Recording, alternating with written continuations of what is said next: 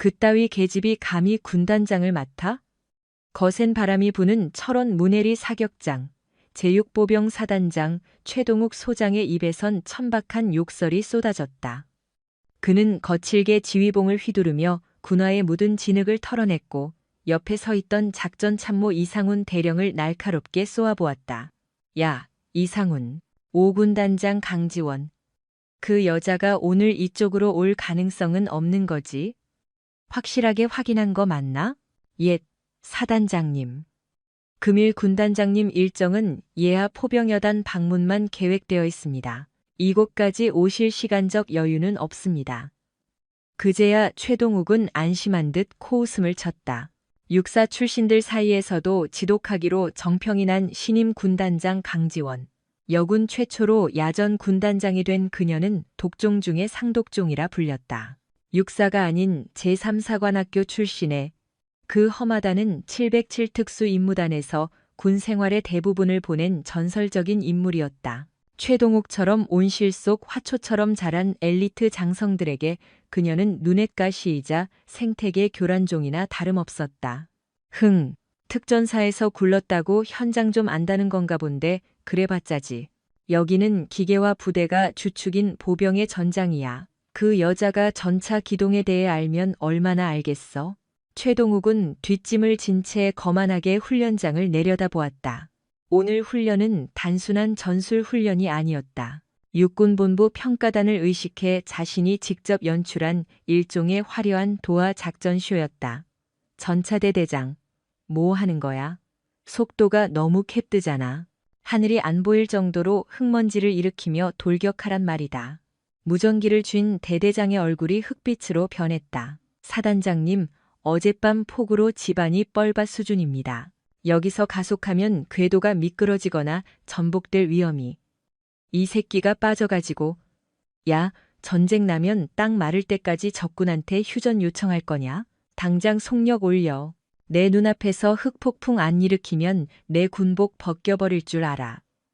최동욱의 고성이 굉음이 가득한 훈련장을 찢어밟힐 듯 울려 퍼졌다. 그의 머릿속은 오직 진급 심사뿐이었다. 전차들이 물살을 가르고 보병들이 일사불란하게 따르는 웅장한 광경. 그것만이 별 하나를 더 달게 해줄 티켓이었다. 청성, 공격 개시. 최동욱의 닭달에 못 이겨 K1A1 전차 조종수가 엑셀을 끝까지 밟았다.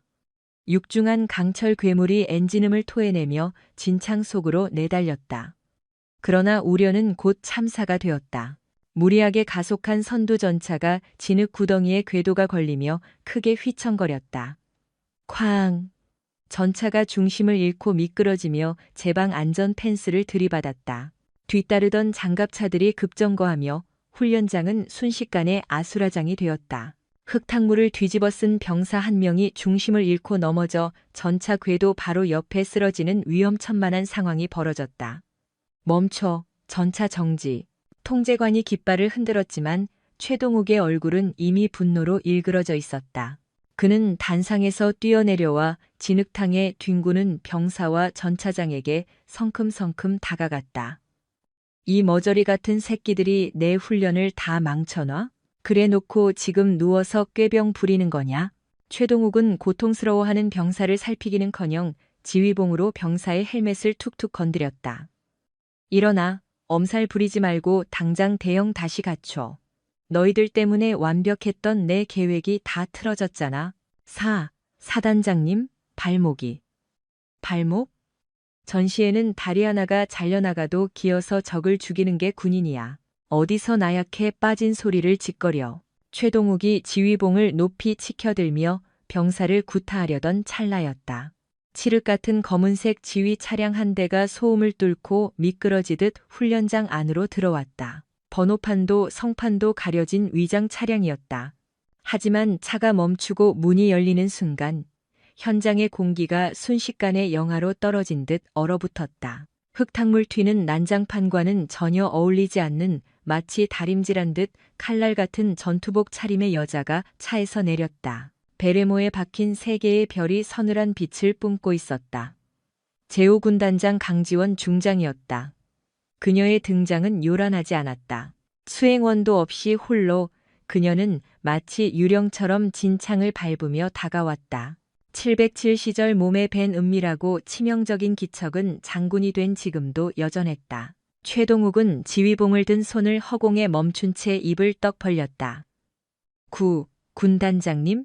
주변 병사들이 황급히 차렷 자세를 취하며 격려했다. 청성. 우렁찬 구호 속에서도 강지원의 눈동자는 미동조차 없었다. 그녀의 시선은 최동욱을 스쳐 지나가 진흙 바닥에 주저앉아 신음하는 병사의 퉁퉁 부은 발목에 고정되었다. 그리고 아주 천천히 고개를 들어 최동욱을 응시했다. 그 눈빛은 먹잇감을 앞에 둔 맹수보다 훨씬 더 건조하고 그래서 더 섬뜩했다. 최동욱은 본능적으로 등골에 식은땀이 흐르는 것을 느꼈다. 자신이 방금 내뱉은 계집이나 암캐 같은 단어가 혹시라도 그녀의 귀에 들어갔을까 봐 심장이 요동쳤다. 그는 애써 태연한 척하며 비굴한 웃음을 지어 보였다. 아이고, 군단장님. 연락도 없이 이곳까지 어쩐 일이십니까? 저희는 지금 실전과 다름없는 강도 높은 훈련을 진행 중이었습니다. 이 친구들이 아직 군기가 빠져서 실수를. 최동욱이 상황을 무마하려 입을 열었지만 훈련장의 소음을 뚫고 들려온 차가운 목소리가 그의 말을 잘랐다. 입 다물게 최 소장. 강지원은 최동욱에게 눈길조차 주지 않은 채 신음하는 병사 앞에 한쪽 무릎을 꿇고 앉았다. 진흙탕물이 그녀의 정갈한 전투복을 더럽혔지만 그녀는 아랑곳하지 않고 병사의 부어오른 발목을 살폈다. 익숙한 솜씨로 환부를 촉진한 그녀가 곧바로 의무병을 호출했다. 인대 파열 의심이다. 당장 후송 조치해. 청성, 알겠습니다. 의무병들이 서둘러 병사를 싣고 사라지는 모습을 끝까지 지켜본 강지원은 그제야 천천히 몸을 일으켜 최동욱을 마주보았다. 그녀가 한 걸음씩 다가올 때마다 주변의 공기가 팽팽하게 당겨지는 듯한 긴장감이 감돌았다. 최동욱은 겉으로는 예의를 갖추는 척했지만 속으로는 여전히 그녀를 경멸하고 있었다. 운 좋게 별단 여자가 현장을 알면 얼마나 안다고. 그의 눈빛에 스친 오만을 읽은 듯 강지원의 입꼬리가 비틀렸다. 군단장님, 훈련 중에 흔히 있는 경미한 사고일 뿐입니다. 강도 높은 훈련을 하다 보면 사소한 사고? 강지원이 낮게 되물으며 턱짓으로 진창에 처박힌 전차를 가리켰다. 박 소장 눈에는 적의 훈련 상황으로 보이나? 기동의 기본은 지형 파악이야. 어제 폭우로 이 일대 점토질 흙이 포처럼 변한다는 건 소위들도 아는 기초 상식이다. 그녀는 최동욱의 코앞까지 다가와 그를 올려다보았다. 물리적인 키는 최동욱이 컸지만 뿜어져 나오는 기세는 강지원이 그를 완전히 찍어 누르고 있었다. 자네는 전술적 판단을 한 게 아니야. 그저 자네의 얄팍한 진금용 그림을 만들기 위해 부하들을 사지로 몰아넣은 거지. 자칫하면 전차 승무원들이 수장되고 보병들이 궤도에 깔릴 뻔했다. 그건 실전적인 상황을 연출하려다 보니. 최동욱이 당황하여 말을 더듬었지만 강지원은 가차 없었다. 실전. 자네가 말하는 실전이 뭔가? 아군의 안전은 안중에도 없이 무모하게 돌격시키는 게 실전인가? 그건 지휘가 아니라 살인행위다. 강지원은 주머니에서 젖은 작전 지도를 꺼내 최동욱의 가슴팍에 거칠게 밀어붙였다. 당초 보고된 도하 지점은 A구역이었어. 그런데 왜 위험천만한 B구역에서 기동했지? 최동욱의 동공이 흔들렸다. A구역은 안전하지만 평범한 지형이라 사진발이 잘 받지 않았고 B구역은 제방이 높아 역동적인 사진을 찍기에 안성맞춤이었기 때문이었다. 현장 상황에 따라 유동적 변경 허가도 없이 강지원의 목소리가 얼음장처럼 차가워졌다. 자네가 의전과 보도 사진에 눈이 멀어 규정을 어긴 거겠지. 육군 규정 위반의 작전 계획 임의 변경에 의한 직권 남용이다. 부하들이 지켜보는 앞에서 그것도 자신이 무시하던 특전사 출신 여군에게 질책을 당하자 최동욱의 얼굴이 불그락푸르락해졌다. 참다 못한 그가 목소리를 높였다. 군단장님, 말씀이 너무 지나치십니다. 저는 엄연히 사단을 지휘하는 사단장입니다. 현장 지휘관의 판단을 이렇게 모욕하셔도 되는 겁니까? 주변 참모들이 숨을 죽였다. 감히 중장에게 대드는 소장의 태도는 명백한 하극상이었다. 하지만 최동욱은 믿는 구석이 있었다. 전직 대장인 아버지와 군내 사조직인 한수회의 비호가 있으니 강지원 따위가 자신을 어쩌지 못할 것이라 확신했다. 그러나 그건 착각이었다. 강지원은 마치 우리 안에 갇힌 짐승을 보듯 싸늘한 눈빛으로 최동욱을 쏘아보았다. 판단. 자네는 판단을 한 게 아니라 도박을 했어. 부하들의 목숨을 판돈으로 걸고 말이야. 그녀는 최동욱의 어깨에 묻은 흙먼지를 털어주었다. 그 손길은 부드러웠으나 마치 사형수의 목에 밧줄을 거는 듯한 섬뜩함이 느껴졌다. 최 소장, 자네 부대 경례 구호가 뭐지? 뜬금없는 질문에 최동욱이 멈칫했다. 청성입니다. 그래, 푸른 별. 그런데 자네의 별은 푸르기는커녕 썩은 내가 진동을 하는군. 강지원은 뒤로 물러서며 훈련장에 있는 모든 장병이 들을 수 있도록 호통쳤다. 오늘부로 제6보병사단의 모든 훈련은 중지한다. 그리고 최동욱 소장, 자네는 현 시간부로 지휘권 박탈이다. 군단 감찰부가 곧 들이닥칠 테니 변명거리는 그때 가서 늘어놓도록. 뭐라고요? 지휘권 박탈? 당신이 무슨 권한으로? 상관 모독의 명령 불복종 혐의까지 추가하고 싶은가? 강지원의 눈에서 형형한 살기가 뿜어져 나왔다. 그것은 온실 속 화초처럼 자란 장교들은 절대 흉내낼 수 없는 숱한 사선을 넘어온 자만이 가질 수 있는 진짜 살기였다. 승진. 강지원은 짧고 굵게 자신의 부대 구호를 외치고는 미련 없이 등을 돌려 지휘 차량으로 향했다. 멍하니 서 있던 사단 참모들과 병사들이 무엇에 홀린 듯 그녀의 뒷모습을 향해 일제히 경례를 붙였다. 승진. 흙탕물이 튀는 훈련장에 최동욱만이 홀로 남겨졌다. 수치심과 분노로 그의 주먹이 부들부들 떨렸다. 두고 보자, 이걸로 끝이 아니었다.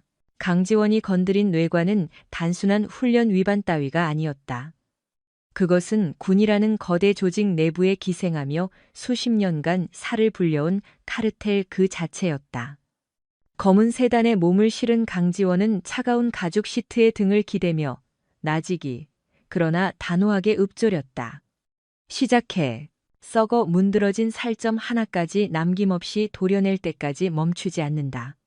바야흐로 그녀의 진짜 전쟁이 막을 올린 것이다. 같은 시각 제6보병사단 사단장실에는 폭풍전야의 정막만이 감돌고 있었다. 창밖으로 펼쳐진 평화로운 철원 평야와 달리 집무실 안은 최동욱 소장이 뿜어내는 살기로 가득 찼다. 그는 책상 위 명패를 집어던질 듯 노려보다가 끝내 분을 참지 못하고 책상을 걷어찼다.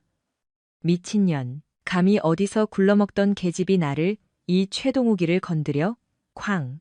하는 굉음과 함께 집기들이 바닥을 뒹굴었다. 사단장실 구석 어둠 속에 서 있던 작전 참모 이상우는 공포에 질려 마른 침만 삼켰다. 최동욱은 덜덜 떨리는 손으로 담배 한 개비를 입에 물었다. 금연구역인 사단장실은 순식간에 매캐한 연기로 뒤덮였다. 야, 이 중령. 군단 감찰부 개새끼들 어디쯤이야? 이상훈이 파랗게 질린 얼굴로 태블릿을 확인하며 더듬거렸다.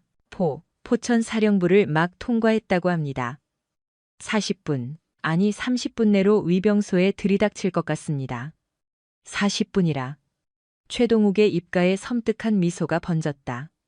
충분해. 아직 이곳의 왕은 나야. 위병소에 당장 진돗개에 준하는 경계태세를 발령해. 군단 놈들 내 허락 없이는 개미 새끼 한 마리도 못 들어오게 막아. 알겠어? 사단장님, 그건 명백한 항명입니다. 일이 커지면 돌이킬 수 없습니다. 이상훈의 만류에도 최동욱은 코웃음을 쳤다. 항명? 누가 그래? 훈련 중 사고 수습을 위한 부대 방어 태세라고 둘러대면 그만이야. 그리고 당장 본청 인사사령관님 연결해. 청주의 형님들이 고작 707 출신 여자 하나 못 밟아줄 것 같아?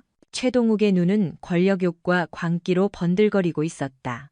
한편 5군단 사령부 강지원 중장의 집무실은 전장의 지휘소처럼 차갑고 간결했다. 화려한 장식 대신 벽면을 가득 채운 상황판만이 그녀가 어떤 지휘관인지를 말해주고 있었다. 창밖에 백운산을 응시하던 강지원의 등 뒤로 정보참모 서동아 대령이 다급히 들어왔다. 군단장님, 육사단 분위기가 심상치 않습니다. 최 소장이 위병소를 폐쇄하고 무장 병력을 배치했습니다. 사실상 감찰부 진입을 무력으로 막겠다는 뜻입니다. 강지원은 천천히 뒤를 돌아보았다. 그녀의 표정에는 티끌만한 동요도 없었다. 예상대로군. 제 발저린 도둑이 문을 걸어 잠갔어. 그녀는 책상 위 서류철을 손끝으로 톡톡 두드렸다. 단순한 자존심 싸움이 아니야. 놈은 두려운 거야. 감찰반이 들이닥치면 훈련 규정 위반 따위가 아니라 지난 1년간 횡령한 복지기금과 군수물자 비리 장부까지 털릴 테니까. 강지원의 눈빛이 매섭게 빛났다. 그녀가 오늘 육사단을 급습한 건 우연이 아니었다. 그녀의 책상 서랍 깊숙한 곳에는 이 모든 사태의 방아쇠가 된 익명의 내부 고발투서가 서늘하게 놓여 있었다. 보고서의 첫 줄부터가 가관이었다. 육사단 예하 장병들에게 지급되어야 할 정량식사가 지속적으로 빼돌려지고 있었고 혹한기 병사들을 지켜줄 난방용 유류마저 횡령되어 창고가 텅 비어 있다는 내용이었다. 이건 군인이 아니라 제 배만 불리는 시정잡배나 다름없어. 부하들의 고혈을 짜내서 제 어깨에 별을 닦아? 역겨운 자식. 강지원의 눈동자가 차갑게 가라앉았다. 처음에는 최동욱이 그저 무능하고 게으른 지휘관일 거라 짐작했었다. 그러나 파면 팔수록 드러나는 진실은 그가 군 조직을 갉아먹는 악성 종양임을 증명하고 있었다. 그때 참모가 다급히 보고했다. 육군 본부 쪽 움직임도 포착되었습니다. 인사사령부 유력 인사가 우리 군단 인사처로 압력을 넣고 있답니다. 육사단장 징계건을 제고해 달라는 사실상 협박에 가까운 청탁이었습니다. 예상대로군. 썩은 뿌리들이 서로 엉켜서 끈질기게 버티고 있어. 강지원은 들고 있던 서류철을 책상 위에 내던졌다. 쾅 소리와 함께 그녀가 명령했다. 서 대령, 작전 계획을 전면 수정한다. 예, 알겠습니다. 그럼 감찰부는 일단 철수시키시겠습니까? 아니, 오해는 없다. 전공법으로 뚫는다. 강지원은 집무실 한편 옷걸이로 성큼성큼 걸어가 단독 군장을 착용하기 시작했다. 권위적인 장군의 정복 따위는 거들떠보지도 않았다. 지금 그녀에게 필요한 것은 흙먼지와 화약 냄새가 배어드는데 거리낌 없는 얼룩무늬 전투복이었다. 권총을 허리춤에 결속하는 그녀의 손놀림은 매서웠다. 감찰부가 못 들어가면 군단장이 직접 문을 따고 들어간다. 위험합니다, 군단장님. 최 소장이 지금 독이 바짝 올랐습니다. 헌병대도 모자라 무장 병력까지 위병소에 배치했다는 첩보입니다. 서 대령이 안색을 바꾸며 만류했지만 강지원의 결심은 이미 화살처럼 시위를 떠난 뒤였다. 그녀는 베레모를 눌렀으면서 대령을 쏘아보았다. 서 대령, 우리가 707 특임대 시절 훈련소에서 귀에 못이 박히도록 들었던 첫 번째 수칙이 뭐였나? 서 대령은 잠시 옛 기억을 더듬다 단호하게 대답했다. 행동으로 논리를 증명하고 오직 결과로서 과정을 정당화한다. 정답이야. 책상머리에서 펜대나 굴리며 정치질하는 놈들에게 진짜 군인의 방식이 뭔지 뼈저리게 가르쳐줘야지. 헌병 특임대 전원 완전 군장으로 집합시켜 10분 뒤 출발한다. 강지원은 잠시 숨을 고르더니 추가 지시를 내렸다.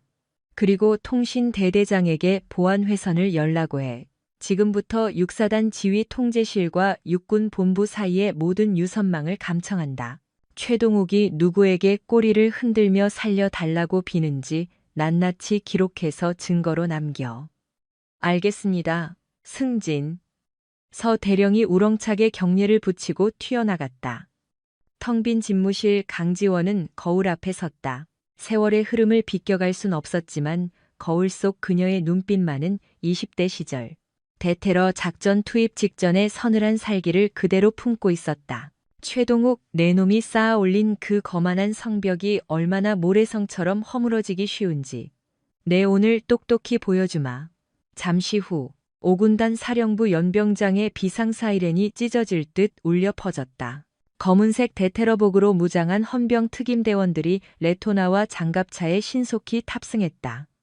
그 선두에는 강지원이 탑승한 지휘 차량이 엔진 굉음을 토해내고 있었다. 차량 행렬은 포천의 국도를 가르며 북쪽을 향해 질주했다. 이동면을 지나 철원군 경계에 들어서자 공기마저 무겁게 가라앉았다. 길가에 핀 코스모스들이 차량 행렬이 일으킨 거센 풍압에 비명처럼 흔들렸다. 30분 뒤 6사단 사령부 위병소가 시야에 들어왔다. 상황은 최악이었다.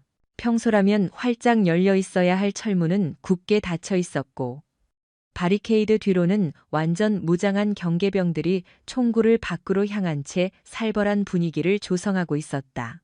심지어 위병소 지붕 위에는 K3 기관총 사수가 거치된 총기 뒤에 엎드려 있었다.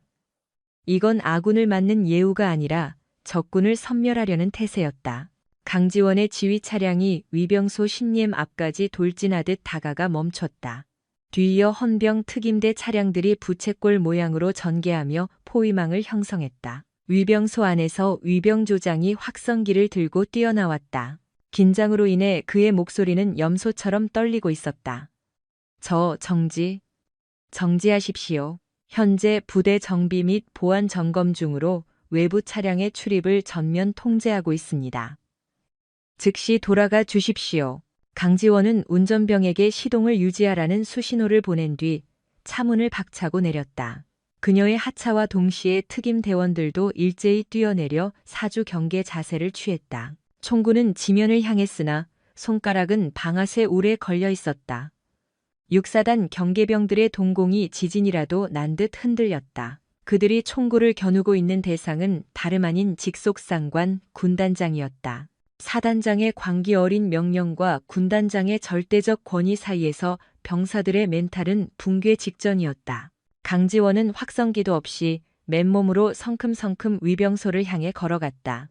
위병조장, 지금 그 총구 누구를 향해 겨누고 있는 건가? 그녀의 목소리는 낮았지만 확성기의 기계음보다 더 명확하고 위압적으로 병사들의 고막을 파고들었다. 구 군단장님, 사단장님의 엄명입니다. 누구도 절대 들이지 말라고 하셨습니다. 사단장 지휘권을 박탈당한 범죄자가 내린 지시는 명령이 아니라 반란이다. 강지원은 어느새 바리케이드 바로 앞까지 다다랐다. 총을 든 병사와의 거리는 불과임. 병사가 공포에 질려 뒷걸음질 쳤다. 비켜라. 셋을 세겠다.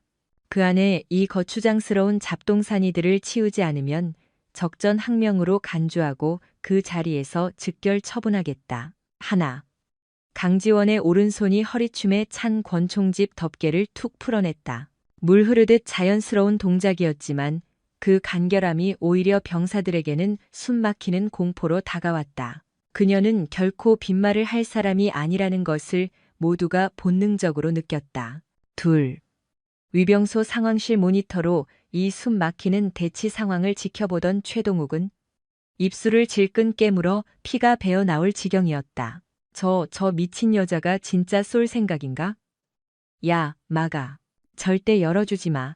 무슨 수를 써서든 막으란 말이야. 최동욱이 무전기에 대고 악을 쓰며 고래고래 소리를 질렀다. 그러나 현장에서 피부로 느껴지는 공포는 모니터 너머에서 들려오는 최동욱의 비명 섞인 고함 소리를 압도하고도 남았다. 강지원의 서늘한 눈빛과 정면으로 마주친 위병조장은 사시나무 떨듯 다리가 후들거렸다. 그녀의 입술이 천천히 움직였다. 셋. 그 짧은 한마디가 방아쇠라도 된 듯 강지원의 손이 권총 손잡이를 잡는 순간 위병조장이 찢어질 듯한 목소리로 비명을 질렀다. 열어? 당장 문 열어. 야, 이 미친놈들아. 빨리 바리케이드 안 치우고 뭐해? 조장님, 하지만 사단장님 명령이. 이 새끼야. 눈앞에 계신 분은 군단장님이시잖아. 우린 명령대로 안 하면 다 죽어. 빨리 치워. 위병소는 순식간에 아수라장이 되었다. 병사들이 허둥지둥 바리케이드를 걷어차내고 육중한 철문을 열어젖혔다. 강지원은 권총 손잡이에서 손을 떼고는 공포에 질려 하얗게 질린 위병조장의 어깨를 툭 쳤다. 현명한 판단이었다. 병사들에겐 죄가 없지. 강지원은 다시 지휘 차량에 올랐다. 사단 본청을 지나쳐 보급 수송대대로 직행한다. 열린 철문 사이로 5군단 차량 행렬이 거침없이 들이닥쳤다. 그것은 썩어 문드러진 육사단이라는 환부를 도려내기 위해 진입하는 예리한 메스와도 같았다. 같은 시각 사단장실. 최동욱은 모니터 속 상황을 보며 다리에 힘이 풀려 주저앉고 말았다. 쿵 하는 소리와 함께 손에 들려있던 무전기가 바닥을 굴렀다. 또 뚫렸습니다, 사단장님. 이상훈이 사색이 되어 중얼거렸다. 최동욱의 얼굴이 흉측하게 일그러졌다. 이판사판이었다. 증거라도 없애야 살 길이 열린다. 태워. 전부 다 태워버려. 예, 내 귀가 먹었어? 뒷돈 장부, 차명 계좌 내역, 가짜 훈련 일지까지 싹 다 소각하라고. 하드디스크는 망치로 부숴버려. 당장. 최동욱은 악귀처럼 고래고래 소리를 질렀다. 하지만 그는 꿈에도 몰랐다. 5군단 정보처 사이버 대응팀이 이미 간밤에 6사단 인트라넷을 해킹해 모든 비리 자료를 백업해 두었다는 사실을. 강지원의 차량 안 암호화된 무전이 울렸다. 군단장님, 정보 참모입니다. 예상대로 사단장실에서 대규모 문서 파기 및 디가우징 징후가 포착되었습니다. 강지원은 입가에 차가운 비소를 띄었다. 놀랍지도 않군. 쥐새끼들이 구멍을 파고 숨으려는 동안 우리는 놈들의 식량 창고를 털러간다. 보급 대대장 즉각 구속해. 최동욱이 삥땅 친 군수품이 어디로 새나갔는지 그 뚱뚱한 너구리는 알고 있을 테니까. 차창 밖으로 6사단 본청 건물이 빠르게 스쳐 지나갔다. 강지원의 매서운 시선은 잠시 건물 최상층 사단장실 창문에 꽂혔다. 최동욱 지금 벌벌 떨고 있겠지. 하지만 진짜 공포는 이제부터다. 내가 입고 있는 그 별 2개가 얼마나 추악한 오물 덩어리인지 전군에 생중계해 줄 테니. 6사단 깊숙한 곳, 보급 수송대대 연병장의 5군단 헌병대의 사이렌 소리가 요란하게 울려 퍼졌다. 이곳은 사단의 동맥이자 비리의 온상이었다. 전차 기동유부터 장병들의 부식까지 모든 것이 이곳을 거쳐갔고 그 과정에서 콩고물을 챙기기 가장 좋은 음지였다. 강지원 중장이 차에서 내리자 미리 연락조차 받지 못해 당황한 대대장 마석도 중령이 뛰어나왔다. 목이 늘어난 러닝셔츠 위에 급하게 전투복 상의만 걸친 꼴이 가관이었다. 출렁이는 뱃살과 번들거리는 개기름은 그가 군인인지 배부른 돼지인지 분간하기 어렵게 했다. 충성. 아니 청성. 군단장님. 여긴 어쩐 일이십니까? 방문 통보도 없이. 마석도는 비오듯 흐르는 땀을 닦으며 억지 미소를 지어 보였다. 눈동자는 쉴 새 없이 굴러가며 도망칠 구멍을 찾고 있었다. 강지원은 그의 경례를 무시한 채 곧장 유류 저장고를 향해 성큼성큼 걸음을 옮겼다. 마중령, 당장 이번 달 유류 불출 대장과 재고 현황판 가져와. 서리빨 같은 명령에 마석도가 기겁하며 앞을 막아섰다. 군단장님. 안 됩니다. 지금 유류고 내부 바닥 공사 중이라 유증기가 가득 차 있어 매우 위험합니다. 게다가 장부는 보안 규정상 시설 보수 보고는 받은 적 없는데 비켜.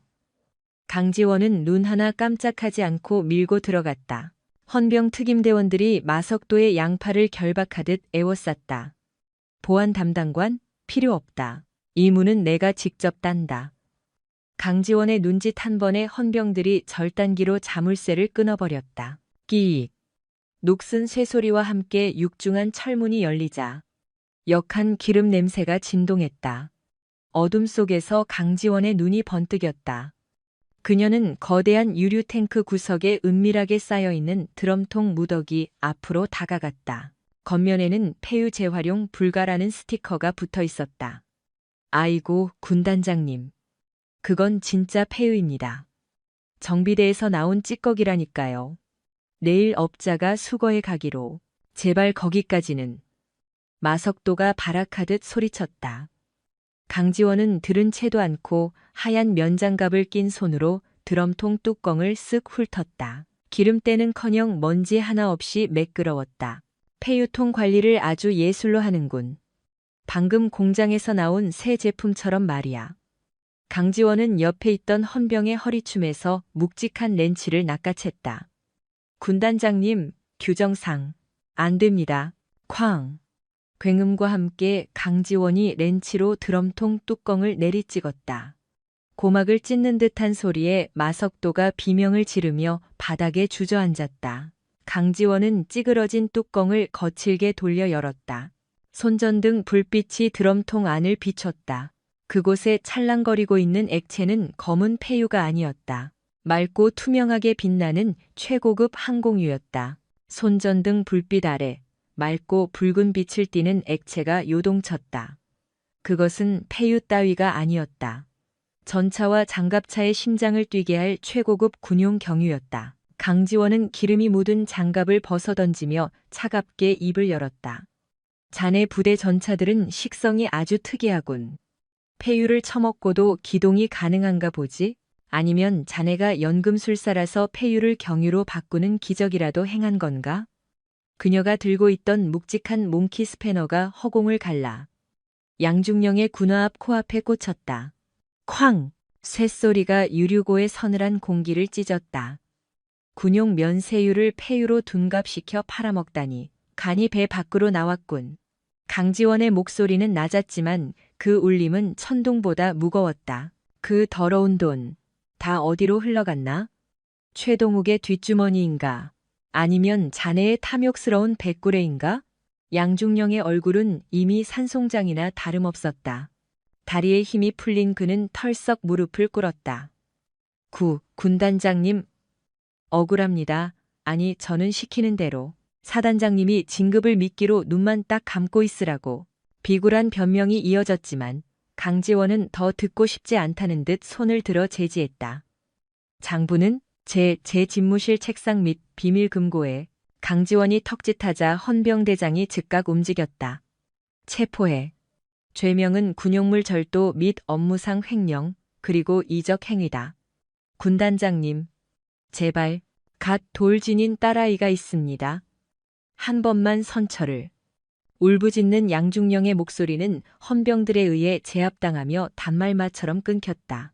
유류고 밖의 바람은 칼날처럼 차가웠지만 강지원의 눈동자는 그보다 더 시렸다. 병사들은 기름이 없어 찬물로 씻고 냉골에서 잠을 청하는데 지휘관이란 자들은 그 기름을 팔아 사리사욕을 채우고 있었다.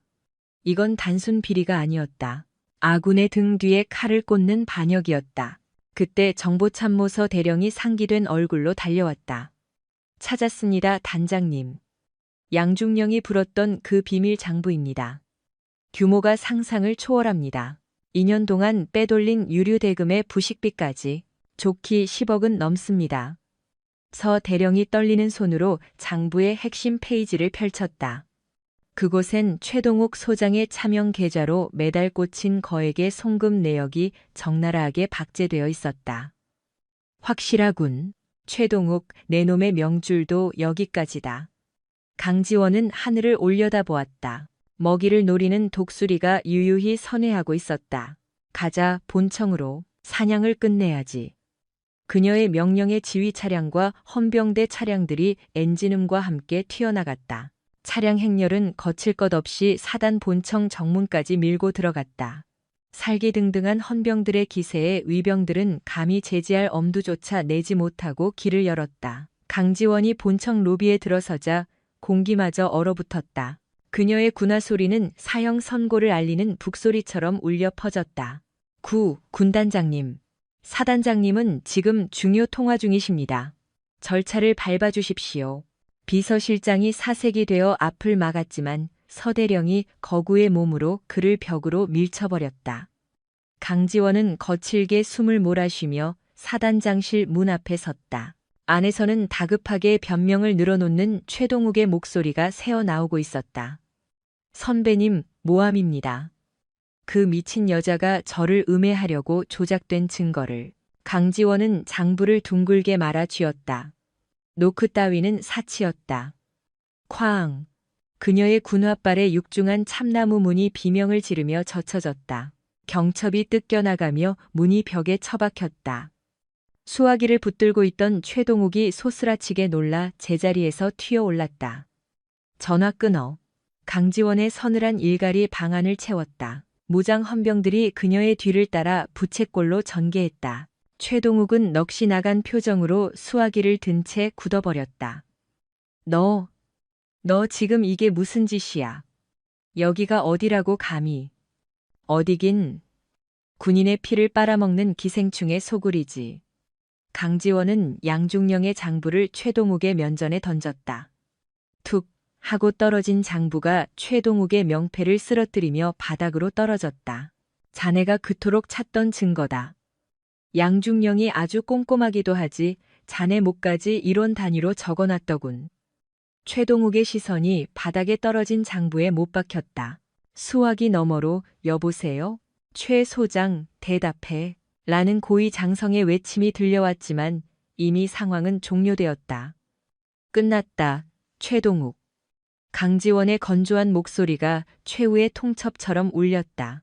최동욱은 부들부들 떨리는 손으로 장부를 집어들더니 비명에 가까운 소리를 지르며 바닥에 패대기 쳤다. 궁지에 몰린 쥐가 고양이를 물듯 그는 핏발선 눈으로 악을 썼다. 이건 함정이야. 조작이라고. 내가 누군지 알아? 우리 아버지가 누군지 아냐고. 근본도 없는 삼사관 출신 주제에 감히 성골인 육사 출신을 건드려? 최동욱은 최후의 보루인 학연과 혈연을 방패 삼아 지저댔다. 평생 그를 지탱해온 오만함이자 그를 썩게 만든 원죄였다. 강지원은 차가운 비웃음을 흘렸다. 근본? 그래, 자네가 말하는 그 고귀한 근본이 고작 병사들 밥값 훔치고 기름 팔아먹는 도둑질인가? 자네 아버지 얼굴에 똥칠을 해도 정도가 있지. 강지원은 천천히 마치 숨통을 조이는 뱀처럼 그에게 다가갔다. 그녀의 눈빛에서 뿜어져 나오는 살기에 최동욱은 뒷걸음질 쳤다. 내가 707에 있을 때 자네 같은 쓰레기들을 질리도록 봐왔어. 테러범보다 더 구역질 나는 게 뭔지 알아? 적은 내부에 있다. 아군의 등 뒤에 칼을 꽂고 제 배만 불리는 기생충 같은 놈들 말이야. 강지원의 차가운 일갈에 최동욱의 얼굴이 불그락 푸르락해졌다. 그는 모욕감을 참지 못하고 고래고래 소리를 질렀다. 닥쳐. 네가 뭘 안다고 짓거려? 군대는 정치야. 라인이고 인맥이라고. 너처럼 무식하게 군화 미창이나 닳도록 뛰어다니는 놈들은 죽었다 깨어나도 모를 세계가 있어. 최동욱은 씩씩거리며 책상 서랍을 거칠게 열어젖혔다. 덜그럭거리는 소리와 함께 그의 손에 들려 나온 것은 검은색 KO 권총이었다. 순식간에 분위기가 얼어붙었다. 헌병들이 반사적으로 총구를 겨누려 했지만 강지원은 가볍게 손을 들어 그들을 제지했다. 그녀의 눈동자는 조금의 흔들림도 없이 최동욱의 미간을 향해 있었다. 쏘고 싶나? 어디 한번 당겨봐. 강지원은 천천히 걸어가 자신의 이마를 검지로 톡톡 두드렸다. 하지만 그 방아쇠를 당기는 순간 자네는 단순한 비리 군인에서 상관 살해범이 되는 거야. 즉결 처형 감이지. 자네가 그토록 애지중지하는 그 목숨줄. 여기서 끊고 싶다면 당겨. 최동욱의 손끝이 파르르 떨렸다.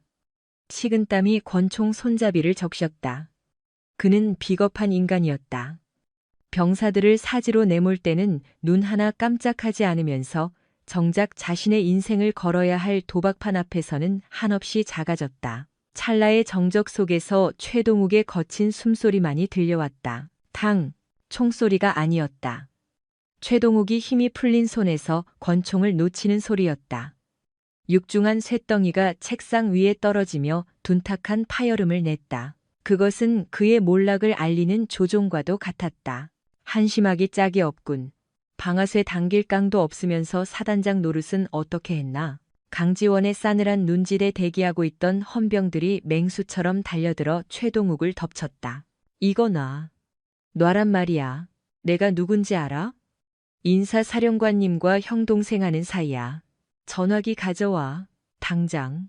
최동욱이 악귀처럼 발악했지만 특임대원들의 완력을 당해낼 수는 없었다. 우지끈 소리가 날 정도로 팔이 꺾이고 그의 손목에는 차가운 은팔찌가 채워졌다. 어깨 위에서 거만하게 빛나던 소장 계급장이 구겨진 옷자락 사이로 초라하게 묻혔다. 그때 복도가 소란스러워졌다. 사단 본부의 참모들과 예하 지휘관들이 사색이 되어 달려온 것이다. 그들은 믿기지 않는 광경에 입을 다물지 못했다.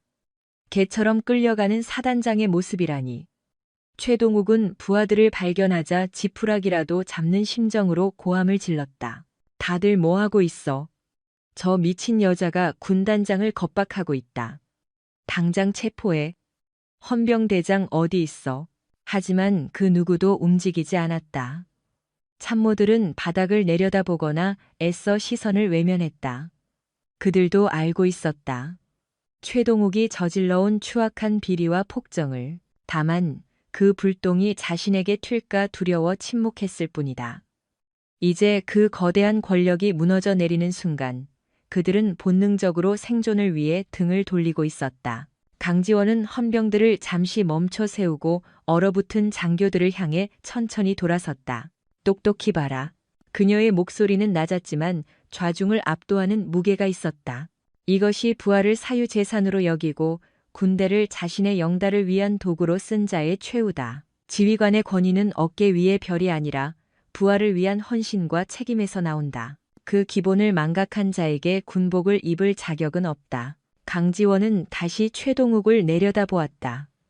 경멸조차 아깝다는 눈빛이었다. 최동욱, 자네는 군사법정에 서게 될 거야. 횡령, 직권남용, 그리고 오늘 병사들을 사지로 몰아넣은 살인 미수 혐의까지. 감옥에서 썩어 문드러질 때까지 죗값을 치르게 해주지. 두고 봐. 강지원, 내 뒤에 누가 있는지 알면 내년도 무사하지 못할 거다. 최동욱이 독사처럼 패패거렸지만 강지원은 콧방귀를 뀌며 손을 휘저었다. 치워. 헌병들이 짐짝을 나르듯 최동욱을 끌고 나갔다. 복도 끝으로 사라지는 그의 뒷모습은 한때 사단을 호령하던 장군이 아닌 그저 욕심에 눈먼 늙은 범죄자에 불과했다. 사단장실에는 무거운 침묵만이 남았다. 난장판이 된 집기들과 바닥에 흩뿌려진 서류 뭉치들이 폭풍이 지나간 자리를 증명했다. 강지원은 뻐근한 목을 돌리며 깊은 한숨을 내쉬었다. 승리감보다는 씁쓸함이 입안을 맴돌았다. 썩은 부위를 도려냈지만 그 상처를 봉합하고 치유하는 것은 남겨진 자들의 몫이었다. 작전 참모. 구석 병풍 뒤에 숨어있던 하중령이 소스라치게 놀라며 튀어나왔다. 예, 충성, 육사단 작전 참모 중령아. 관등 성명됐고 자네도 감찰 조사를 피할 순 없을 거야. 하지만 그 전에 할 일이 있다. 강지원은 턱으로 창밖을 가리켰다. 연병장에는 영문도 모른 채 흙먼지를 뒤집어 쓰고 대기 중인 병사들이 보였다. 즉시 전 예하 부대의 상황 전파해. 모든 훈련은 중지하고 부대 정비에 들어간다. 그리고 오늘 저녁 전 장병에게 특식을 제공해. 메뉴는 삼겹살이다. 술은 안 되지만 음료수는 무제한으로 풀어. 예산이 만만치 않을 텐데요. 하중령이 우물쭈물하자 강지원은 바닥에 떨어진 최동욱의 고급 만년필을 군화발로 지식이며 말했다. 군단장 판공비 압류해서 쓴다. 그래도 부족하면 내 퇴직금이라도 미리 당겼을 테니까 애들 배 터지게 먹여. 알겠나? 아, 알겠습니다, 승진. 하중령의 목소리에 처음으로 두려움이 아닌 존경심이 실렸다. 강지원은 전투모를 눌러쓰고 사단장실을 걸어 나왔다. 긴 복도를 따라 걷는 그녀의 등 뒤로 붉은 노을빛이 길게 드리워졌다. 그녀는 알고 있었다. 이것은 끝이 아니라 더 거대한 전쟁의 서막이라는 것을. 최동욱이라는 꼬리 하나를 잘랐다고 해서 군 내부에 깊게 뿌리 박힌 부패의 카르텔이 사라지지는 않을 것이다. 하지만 적어도 오늘 이곳 철원의 최전방에서만큼은 정의가 살아 숨쉬고 있음을 증명했다. 청사 밖으로 나오자 차가운 밤 공기가 뜨거워진 머리를 식혀주었다.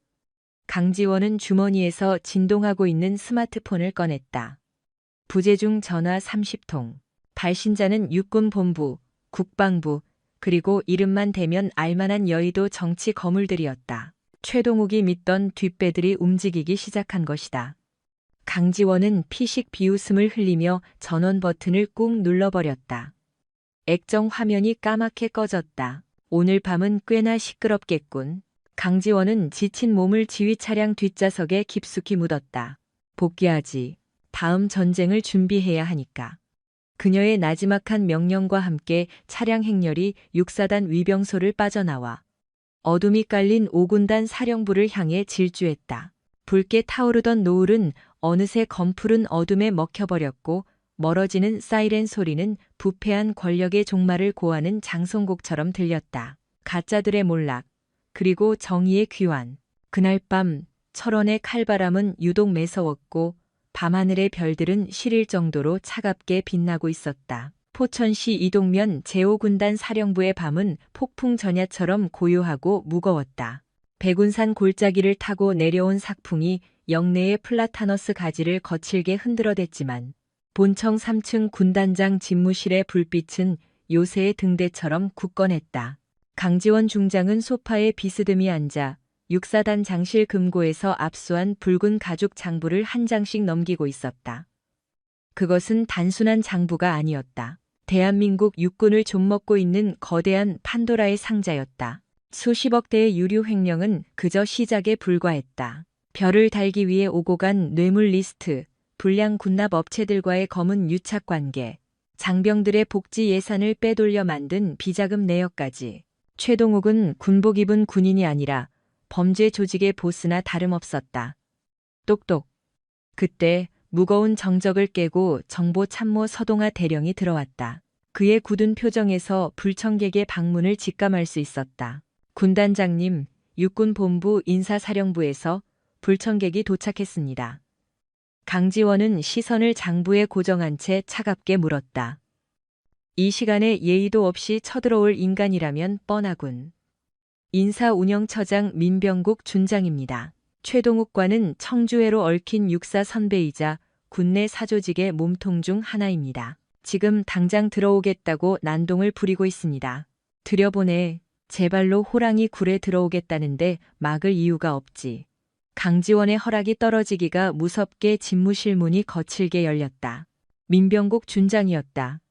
그는 기본적인 경례조차 생략한 채 성큼성큼 걸어와 강지원의 맞은편 소파에 거만하게 다리를 꼬고 앉았다. 그의 얼굴에는 엘리트 특유의 오만함과 불쾌함이 가득 차 있었다. 강지원 장군, 이거 너무 막 나가는 거 아닙니까?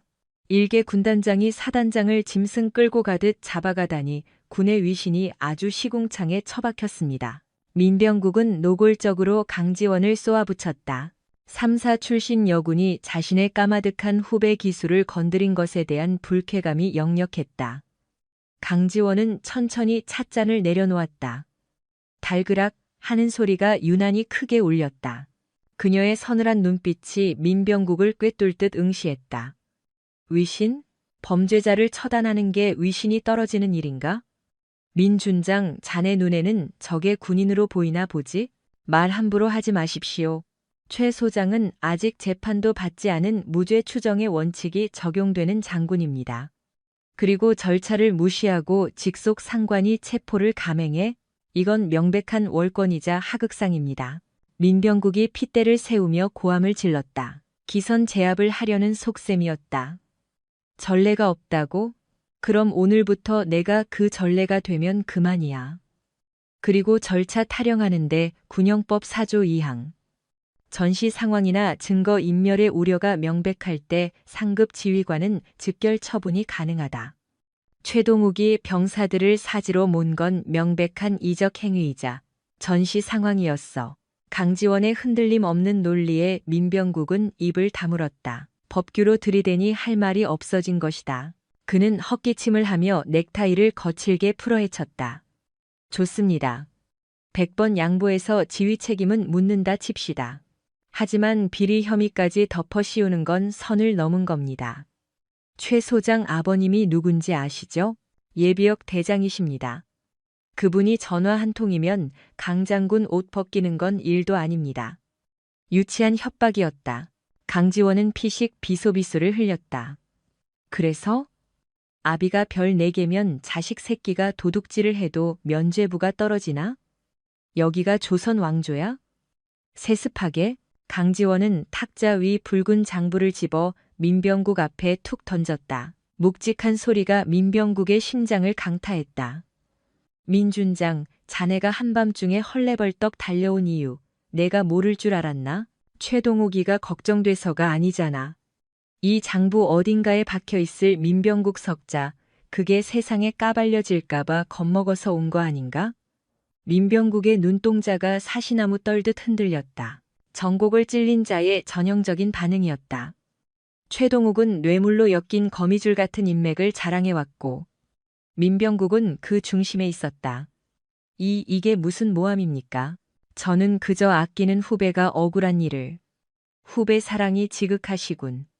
그럼 지난달에 최동욱한테 받은 500만 원짜리 일본산 혼마, 골프채 세트, 그것도 후배 사랑의 증표인가? 자네 집 거실에 고이 모셔져 있을 텐데.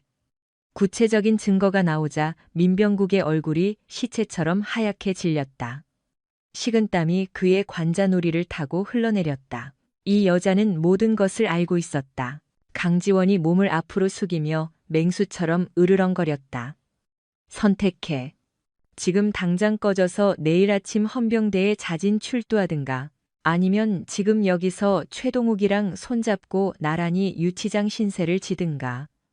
공포에 질린 민병국은 입술을 깨물며 자리에서 일어났다.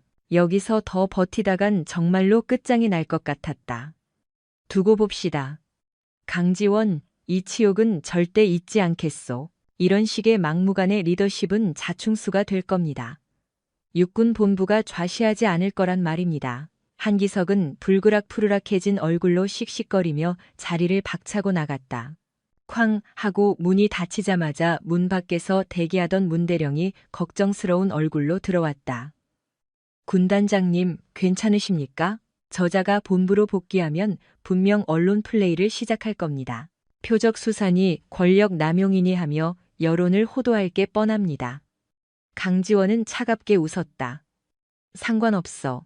놈들이 입을 놀리기 전에 우리가 먼저 판을 엎는다. 그녀는 서랍 깊숙한 곳에서 USB 메모리를 꺼내 책상 위에 던지듯 올려놓았다. 이게 놈들의 목줄이야. 군 검찰 따위는 못 믿어. 국방부 조사본부 직할팀으로 바로 쏜다. 6본 라인은 철저히 배제해. 그녀는 창가로 다가가 어둠이 내려앉은 연병장을 내려다보았다. 유리창에 비친 그녀의 눈빛은 서늘하게 빛나고 있었다. 문대령, 내일 아침 8시 전 참모 소집해. 6사단 정상화와 더불어 5군단 예하 전 부대 강도 높은 감찰 들어간다. 전 부대 말입니까? 내부 반발이 만만치 않을 텐데요. 제 살 깎아먹기라는 비난이 나올 수도 있습니다. 내 살부터 도려내는 고통 없이는 썩은 살을 발라낼 명분도 없는 법이야. 제2의 최동욱이 있는지 샅샅이 뒤져 먼지 한 톨이라도 나오면 옷 벗길 각오로 임해. 다음 날 아침 6사단 연병장에는 긴장감이 감돌았다. 유단장의 구속으로 지휘 공백이 생긴 부대는 마치 태풍의 눈 속에 있는 듯했다. 병사들은 어젯밤 특식으로 나온 삼겹살에 환호했지만 최동욱에게 줄을 섰던 정치군인들은 살생부의 이름이 오를까 전전긍긍하며 마른 침만 삼키고 있었다. 두두두두. 굉음과 함께 5군 단장 헬기가 흙먼지를 일으키며 착륙했다. 로터가 멈추고 강지원이 모습을 드러내자 연병장의 도열한 병사들의 시선이 일제히 그녀에게 꽂혔다. 단상에 오른 강지원은 원고 한 장 없이 병사들을 응시했다. 제6보병사단 청성부대 장병 여러분, 군단장 강지원 중장이다. 확성기를 타고 흐르는 그녀의 목소리에는 거역할 수 없는 위엄이 서려 있었다. 어제 최동욱 소장은 보직 해임되었다. 이유는 하나. 지휘관의 책무를 저버리고 부하를 사리사욕의 도구로 썼기 때문이다. 좌중이 술렁였다. 병사들 앞에서 별들의 치부를 이토록 적나라하게 까발리는 지휘관은 처음이었다. 오늘부로 보여주기식 의전, 훈련은 전면 금지한다. 군화의 광보다 전투화의 진흙이 더 명예로움을 명심해라. 너희의 땀은 연병장이 아닌 전장에 뿌려져야 한다. 이상, 승진, 승진. 병사들의 함성이 연병장을 뒤흔들었다. 그때 검은 세단 행렬이 흙먼지를 일으키며 본청 쪽으로 들이닥쳤다. 육군 수사단 정진석 준장이었다. 그는 차에서 내리자마자 거만한 태도로 강지원에게 다가왔다. 중앙수사단장 정진석 준장입니다. 총장님 지시로 왔습니다. 최동욱 소장 사건 저희가 맡겠습니다. 지금 당장 신병과 장부를 넘기십시오. 강지원은 팔짱을 낀 채 그를 내려다보았다. 그녀의 인매가 비틀렸다. 거절한다면 항명입니까? 군단 헌병대 능력 밖의 일입니다. 주제 파악하시고 넘기시죠. 공정한 수사라.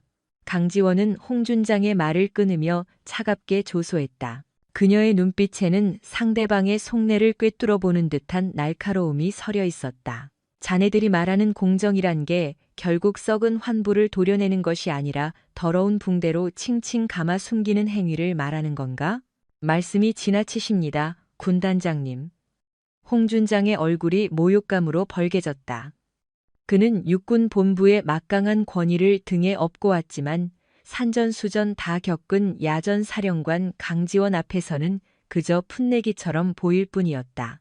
강지원은 한 발짝 다가서며 꾀끼를 박았다. 최동욱은 데려가라. 하지만 장부는 단 한 장도 내줄 수 없다. 규정 위반입니다. 상급 부대의 정당한 증거물 확보를 거부하시겠다니요. 이건 단순 횡령이 아니야. 강지원의 목소리가 낮고 묵직하게 깔렸다. 5군단의 작전 계획과 연동된 군수 물자가 증발했어. 이는 명백한 이적 행위이자 아군의 전투력을 고의로 저하시킨 중죄다. 작전 준비 태세 확립은 군단장인 나의 고유 권한이야. 감찰이든 수사단이든 작전 명령보다 우선할 순 없어. 그것은 논리적인 완벽한 방어였다. 작전이라는 단어가 나오는 순간 행정 지원 조직인 수사단은 힘을 잃는다. 홍 준장은 분함을 참지 못해 입술을 깨물었다. 억지 부리지 마십시오. 억지? 그럼 정식으로 작전 명령에 불복종하겠다는 건가? 강지원은 비릿한 웃음을 흘리며 허리춤에 권총집을 툭 쳤다. 장부는 지하 벙커 특수 금고에 넣고 내가 직접 잠갔다. 가져가고 싶으면 전차 대대라도 끌고 와서 이 위병소를 뚫어보든가. 주변을 포위한 5군단 헌병 특임대의 총구가 미세하게 흔들리며 살기를 뿜었다. 홍 준장은 등골이 서늘해짐을 느꼈다. 이 여자는 빈말을 할 위인이 아니었다. 진짜로 쏠 수도 있는 사람이다. 두고 보십시오. 장관님께 이 월권 행위를 낱낱이 보고할 겁니다. 홍 준장이 이를 갈며 돌아서려 하자 강지원이 그를 불러 세웠다. 그리고는 뱀처럼 스르륵 다가가 귓가에 치명적인 독서를 속삭였다. 가서 전에 내 손에 쥐어진 장부 사본이 이미 국회와 언론사 신뢰할 수 있는 라인의 보험으로 뿌려졌다고. 나 하나 옷 벗기려다간 대한민국 육군 별들의 절반이 추풍낙엽처럼 떨어질 거라고 말이야.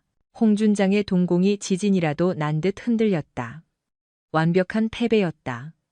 그는 도망치듯 차에 올라탔다. 수사단 차량이 꽁무니를 빼듯 사라지자 강지원은 문대령을 돌아보았다. 기자들은 준비됐습니다. 엠바고 걸어두었고 본부에서 딴소리 나오면 바로 일면 톱으로 나갑니다. 훌륭해. 이제 놈들은 독 안에 든 쥐야. 강지원은 비로소 맑게 개기 시작한 철원의 하늘을 올려다보았다. 오늘 저녁은 김치찌개로 하지. 거대하고 더러운 것들을 상대하려면 소주가 땡기는 법이니까. 그녀는 헬기에 오르며 아래를 내려다보았다. 철원의 황금 들녘이 평화롭게 펼쳐져 있었다. 이 평화를 지키기 위해 그녀는 기꺼이 괴물이 되어야 했다. 밤이 깊어지자 포천 백운산 벙커 위로 차가운 가을비가 쏟아졌다. 그러나 지하 지휘 통제실 KJCCS 내부는 수백 대의 서버가 내뿜는 열기로 후끈거렸다. 강지원은 대형 스크린에 전광판을 주시하고 있었다.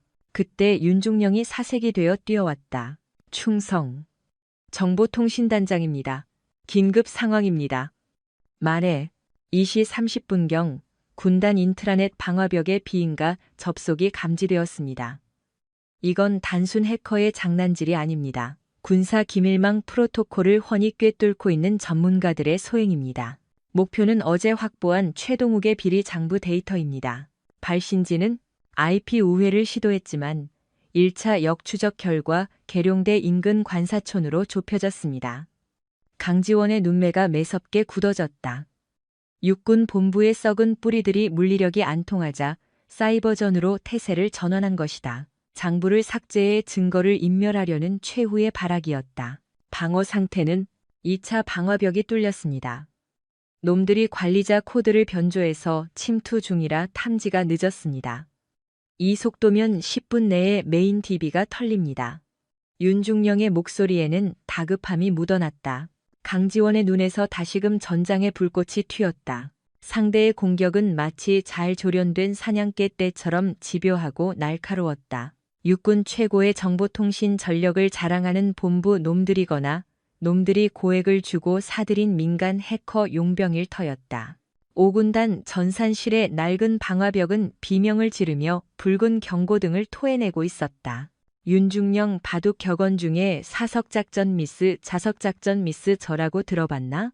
긴박한 상황과 어울리지 않는 차분한 목소리에 윤중령이 떨리는 손을 멈칫했다. 내 돌을 죽여서 상대의 더 큰 집을 부수는 수법이죠. 설마? 정답이야. 쥐새끼를 잡으려면 광에 쌀가마니 하나쯤은 열어줘야지. 강지원은 서늘한 미소를 지으며 메인 콘솔 앞으로 걸어갔다. 그녀의 손가락이 지휘관 승인 코드를 입력하자 철통같이 닫혀있던 방화벽의 한쪽 귀퉁이가 스르르 열렸다. 6사단 비자금 장부 원본 파일, 미끼로 던져. 단 파일 헤더에 트로이 목마 심어서. 알겠습니다. 허니팟 가동, 유인 시작합니다. 윤중령의 타건 소리가 기관총처럼 벙커를 울렸다. 모니터 화면 속 침입자들의 신호가 덧친지도 모르고 비리 장부 폴더로 쇄도했다. 그들은 승리에 도취해 데이터를 퍼나르기 바빴다. 하지만 그 순간 강지원의 눈동자가 먹이를 낚아채는 매처럼 번뜩였다. 지금이야. 역추적 코드 실행. 놈들의 캠과 마이크를 탈취해 엔터키가 눌리는 순간 전세는 뒤집혔다. 5군단 상황실 메인 스크린에 수십 개의 분할 화면이 팝업되었다. 당황해서 어쩔 줄 모르는 사내들의 얼굴, 계룡대 지하 벙커의 풍경, 그리고 책상 위에 놓인 명패까지 선명하게 드러났다. 저 자는 군수사령부 황병수 준장 아닙니까? 옆에 있는 건 6본 인사참모부장. 세상에 별들이 줄을 섰습니다. 윤중령이 경악을 금치 못했다. 이것은 단순한 해킹 방어가 아니었다. 대한민국 육군 수뇌부의 치부를 생중계로 포착한 셈이었다. 녹화해. 하나도 빠짐없이. 그리고 놈들 모니터에 선물 하나 띄워줘. 강지원은 마이크를 잡고 나직하게 읊조렸다. 밤길 조심하십시오. 꼬리가 밟혔습니다. 5군 단장 강지원. 화면 속 사내들이 기겁하며 모니터 전원 코드를 뽑는 추태가 이어졌다. 상황은 종료되었다. 하지만 강지원은 승리의 기쁨 대신 씁쓸함을 느꼈다. 군복 입은 도둑놈들이 이렇게나 많다는 사실이 뼈아팠다. 보안 레벨 진돗개 하나로 격상. 당직자 전원 포상 휴가다. 지시를 내리고 돌아서는 그녀의 품에서 휴대전화가 진동했다. 발신자 표시 제한. 예상대로였다. 강지원 중장. 기어이 선을 넘는군. 내 컴퓨터를 해킹해? 감당할 수 있겠나? 변조된 기계음 섞인 목소리였지만 그 속에 담긴 살인은 뚜렷했다. 군내 사조직 청주회의 그림자 실세일 것이다. 숨어서 짖지 말고 관등 성명 대시지. 아, 이미 다 털려서 될 필요도 없나? 건방진 계집년.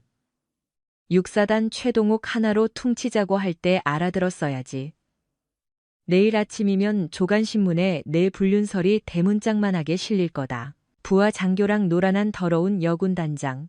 국민들이 참 좋아할 뉴스거리 아닌가? 치졸하기 짝이 없는 협박이었다. 명예를 목숨보다 소중히 여기는 그녀에게 가장 모욕적인 공격 방식을 택한 것이다. 하지만 강지원은 눈 하나 깜짝하지 않았다. 오히려 그녀의 입가엔 비릿한 조소가 걸렸다.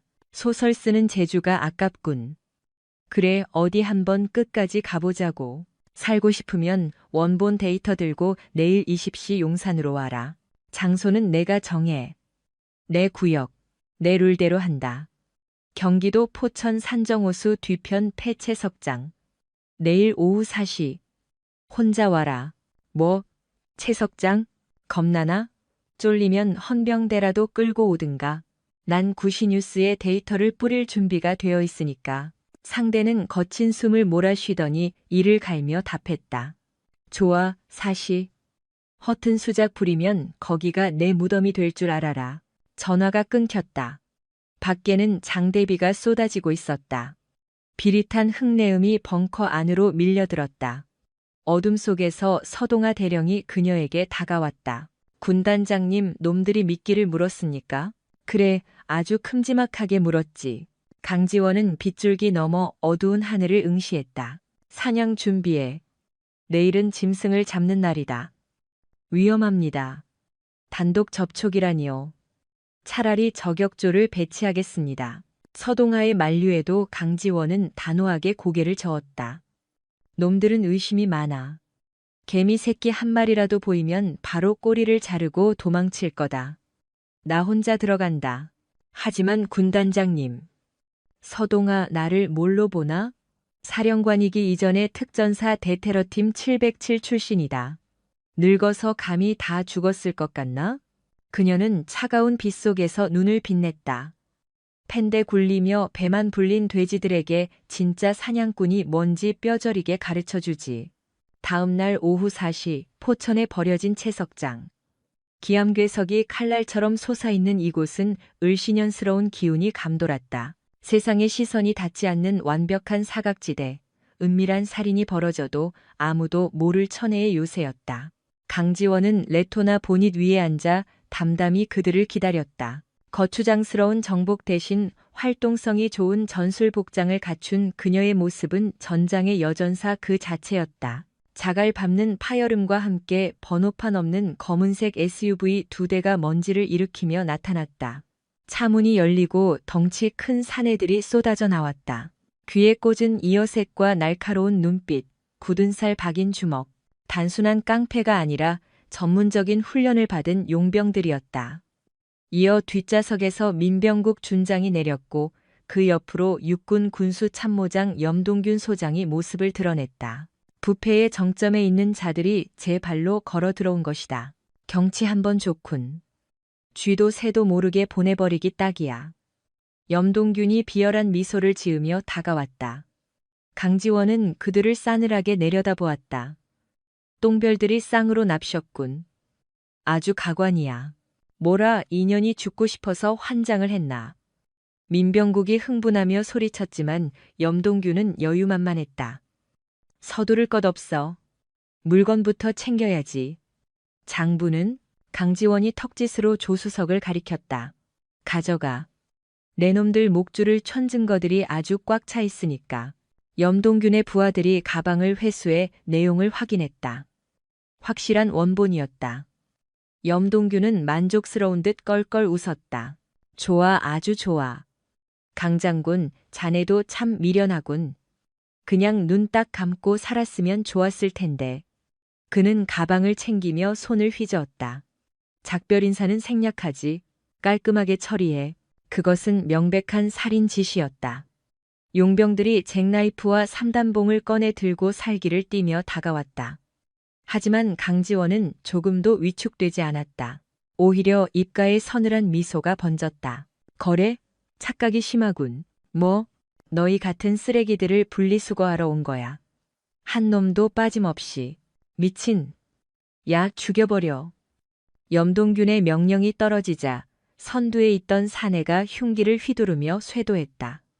그 순간 강지원의 신형이 유령처럼 움직였다.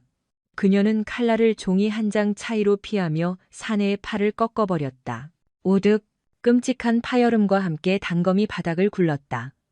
강지원은 비명지를 틈도 없이 사내의 명치를 가격하고 로우킥으로 무릎을 으스러뜨렸다. 단 2초 만에 건장한 용병 하나가 전투 불능이 되었다. 나머지 놈들의 눈이 휘둥그레졌다. 단순한 여군이 아니었다. 살인 기술을 익힌 인간 병기였다. 뭘 멍하니 있어? 다 덤벼. 강지원이 손짓하자 자존심 구겨진 사내들이 괴성을 지르며 때로 달려들었다. 난타전이 시작되었지만 그것은 일방적인 학살극의 서막일 뿐이었다. 선두에 있던 덩치 큰 용병이 기압과 함께 묵직한 삼단봉을 내리꽂았지만 허공을 가른 것은 날카로운 파열음뿐이었다. 강지원은 이미 놈의 품 안으로 파고든 뒤였다. 짧은 비명과 함께 그녀의 팔꿈치가 사내의 명치에 꽂혔다. 놈이 고꾸라지기도 전에 그녀는 몸을 회전시키며 뒤이어 달려들던 자의 정강이를 군화발로 지시겨버렸다. 우드득 뼈가 으스러지는 소름 끼치는 소리가 채석장을 울렸다. 그녀의 움직임은 흡사 성난 파도와 같았다. 707 특임대 시절 피도 눈물도 없는 마녀라 불리던 전설의 교관이 돌아온 것이다. 살인 기술로 단련된 그녀의 신체는 그 자체로 흉기였다. 3분. 고작 3분이었다. 8명의 정예 용병들이 피를 토하며 바닥을 기어 다니는데 걸린 시간은 개 중에는 팔이 기괴하게 꺾인 자도 거품을 물고 기절한 자도 있었다. 강지원은 거칠어진 호흡을 가다듬으며 옷깃을 털어냈다. 그 서늘한 눈빛은 방금 전까지 사투를 벌인 사람이라고는 믿기지 않을 만큼 평온했다. 그녀가 천천히 발걸음을 옮기자 오 소장과 배준장의 얼굴이 백지장처럼 하얗게 질렸다. 믿었던 사병들이 추풍 낙엽처럼 쓸려나가자 장군이라는 계급장이 주는 권위 따위는 온데간데 없이 사라졌다. 오지마. 네가 미쳤구나. 감히 직속상관에게. 이건 하극상이야. 오 소장이 알루미늄 가방을 생명줄처럼 껴안고 뒷걸음질 쳤다. 상관? 강지원의 인매가 비틀렸다. 그녀는 순식간에 거리를 좁혀 오 소장의 멱살을 틀어쥐고 거칠게 차 보닛 위로 처박았다. 쾅! 육중한 소리와 함께 차체가 울렁거렸다. 내 새끼들 밥그릇 뺏고 기름 팔아 배 채운 도둑놈이 상관? 웃기지 마. 전시엔 이적 행위자를 즉결 처분해도 된다는 군법. 당신이 더 잘 알 텐데? 강지원은 오 소장의 손에서 가방을 우악스럽게 낚아챘다. 그리고 그대로 손바닥을 들어 올려 그의 뺨을 후려쳤다. 짝, 고막이 터질 듯한 소리가 울렸다. 이건 흙바닥에서 구르는 내 부하들 밥값이다. 짝, 고개가 반대로 꺾였다. 이건 기름 없어서 냉골 내무반에서 떨던 아이들 난방비고. 오 소장은 터진 입술 사이로 픽거품을 물고 바닥에 허물어졌다. 옆에 있던 배준장은 공포에 질려 오줌을 지리기 일보 직전이었다. 그때 어둠을 가르고 요란한 사이렌 소리가 채석장을 포위했다. 꼼짝 마. 국방부 검찰단이다. 전원 무기 버리고 투항해. 5군단 헌병 특임대와 국방부 수사관들이 들이닥쳐 쓰러진 용병들과 두 장군을 제압했다. 수갑이 채워지는 순간 오 소장이 악을 썼다. 이건 함정이야. 강지원이 판 함정이라고. 강지원은 그 꼴을 비웃으며 문대령에게 다가갔다. 함정이 아니라 토끼몰이지. 짐승을 잡으려면 구석으로 몰아야 하는 법이니까. 문대령이 질린다는 듯 하지만 존경심을 담아 물었다. 군단장님, 몸은 괜찮으십니까? 손이 좀 얼얼하군. 놈들 머리통이 생각보다 단단했어. 강지원은 손목을 풀며 차갑게 쏘아붙였다. 꼬리는 잡았으니 이제 몸통을 칠 차례야. 오 소장 주둥이에서 청주의 놈들 이름 석자가 줄줄 나오게 만들어. 걱정 마십시오. 현행범의 살인 미수, 민간인 청부 폭력까지. 놈들은 이제 끝났습니다. 상황이 종료되고 정막이 흐르는 채석장 위로 붉은 노을이 내려앉았다. 강지원은 뺏은 가방을 문대령에게 툭 던졌다. 이건 자네가 처리해. 예? 이게 결정적인 증거 아닙니까? 열어봐. 빈 껍데기니까. 문대령이 놀라 가방을 열자 그 안에는 훈련용 폐지와 더미 파일만 가득했다. 진짜 장부는 이미 YTN 보도국에 가 있어. 오늘 9시 뉴스 팝콘이나 챙겨서 봐라. 강지원이 악동처럼 윙크했다. 가짜 미끼로 놈들을 유인해 폭력 사태를 유발하고 진짜 핵폭탄은 언론을 통해 터뜨리는 완벽한 양동 작전이었다. 그날 밤 대한민국은 발칵 뒤집혔다.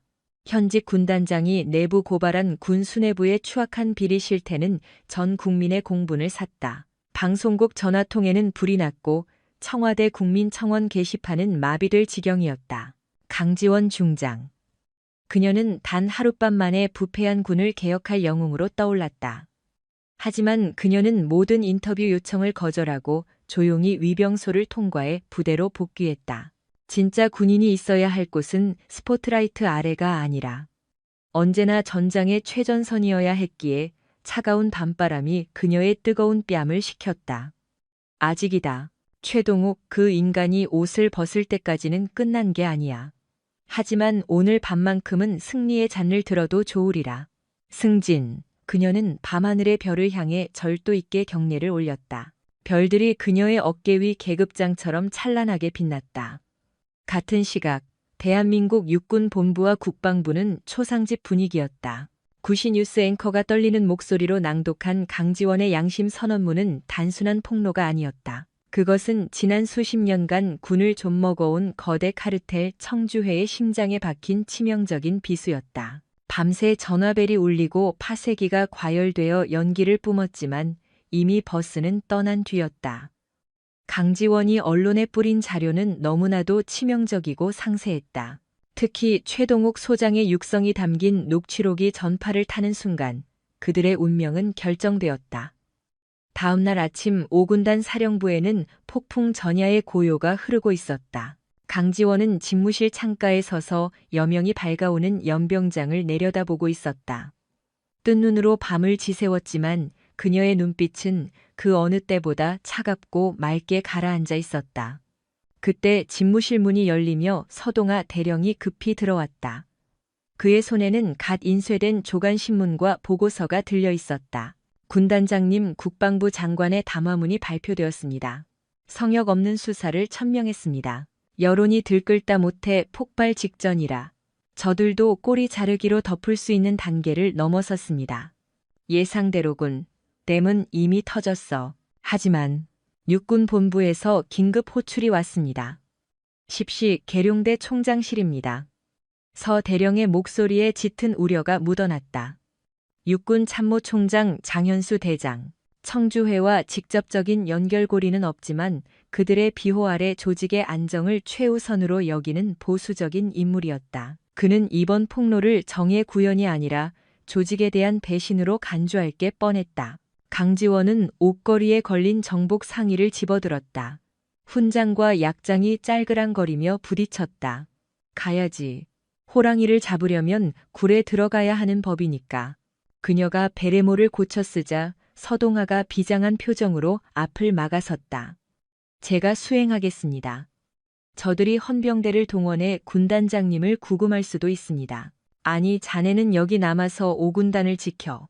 만약 내가 24시간 내로 복귀하지 않으면 그때는 전 병력을 이끌고 계룡대로 와라. 서동아가 잠시 입술을 깨물더니 이내 굳은 얼굴로 경례를 붙였다. 알겠습니다. 만약 무슨 일이 생기면 5군단은 명령 불복종을 각오하고 진격하겠습니다. 강지원은 희미한 미소를 남기고 헬기장으로 향했다. 1시간 후 계룡대 본청 복도. 강지원이 걸음을 옮길 때마다 장교들이 모세의 기적처럼 길을 터주었다. 그들의 눈빛에는 경멸과 존경, 두려움이 기이하게 뒤섞여 있었다. 총장실 문이 열리자 광활한 집무실 끝에 앉아있는 장현수 대장의 모습이 보였다. 그는 펜을 쥔 손에 힘을 잔뜩 준 채 서류를 노려보고 있었다. 보고 드립니다. 중장 강지원 총장님의 호출을 받고 왔습니다. 장현수는 대답 대신 쓰고 있던 안경을 책상 위에 거칠게 던졌다. 쨍그랑 날카로운 소음이 정막을 깼다. 강지원, 자네 지금 제정신인가? 전 국민 앞에서 육군을 범죄 집단으로 매도해? 그래, 놈들이 썩은 건 사실이야. 하지만 그걸 내부에서 도려내는 게 아니라 온 세상에 까발려? 그 덕분에 전방 장병들 사기가 바닥을 쳤어. 자네의 그 잘난 영웅놀이 때문에. 장현수가 자리를 박차고 일어나 고함을 질렀다. 그의 얼굴은 분노로 벌겋게 상기되어 있었다.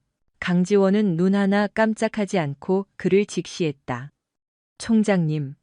군의 명예를 실추시킨 건 진실을 말한 제가 아닙니다. 부하들의 밥그릇을 뺏고 기름을 팔아먹은 그 기생충들이야말로 이 군복을 부끄럽게 만든 주범입니다. 이 건방진 장현수가 삿대질을 하며 으르렁거렸다. 특전사 출신이라 앞뒤가 없나 본데 이건 명백한 이적행위야. 군사기밀 누설과 항명죄로 널 군사재판에 세우겠다. 내 군 생활을 걸고서라도 널 파면시킬 거야. 알겠나? 그것은 협박이 아니라 선전포고였다. 그러나 강지원은 조금도 위축되지 않았다. 그녀는 오히려 천천히 품 안으로 손을 넣었다. 헌병들이 움찔하며 손을 허리춤으로 가져갔지만 그녀가 꺼낸 것은 무기가 아니라 얇은 서류 봉투였다. 총장님, 재판을 여시기 전에 이 서류부터 확인하시는 게 좋을 겁니다. 탁. 봉투가 장현수의 책상 위에 놓였다. 뭔가 또 무슨 불법 도청 자료라도 되나? 최동욱 소장이 작성한 진급 청탁 리스트 원본입니다. 언론에 공개한 사본에는 군의 마지막 자존심을 위해 고위 장성 몇 명의 이름을 지웠습니다. 장현수의 미간이 찌푸려졌다. 그는 의심스러운 눈초리로 봉투를 낚아채 내용을 확인했다. 그리고 다음 순간 그의 동공이 지진이 난 듯 흔들렸다. 리스트 최상단, 붉은 동그라미가 쳐진 이름, 장현수. 이게 무슨... 난 놈들에게 돈을 받은 적 없어. 네, 직접 받진 않으셨죠. 하지만 장군님 아드님의 미국 유학비 최동욱 소장의 차명 계좌에서 3년간 송금된 내역이 그 뒷장에 있습니다.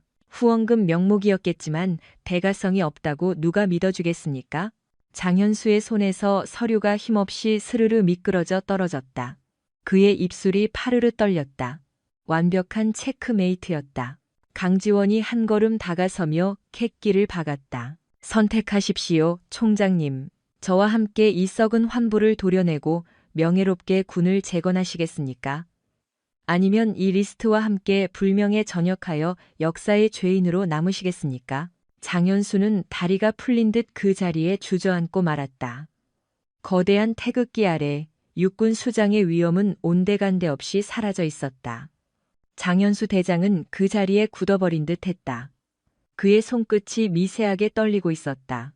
눈앞의 강지원은 승리자의 오만함 대신 군복의 무게를 아는 자만이 가질 수 있는 결연함을 보여주고 있었다. 원하는 게 뭔가? 내 옷을 벗길 셈인가? 장현수의 물음에 강지원은 천천히 그러나 단호하게 고개를 저었다. 아니요, 총장님.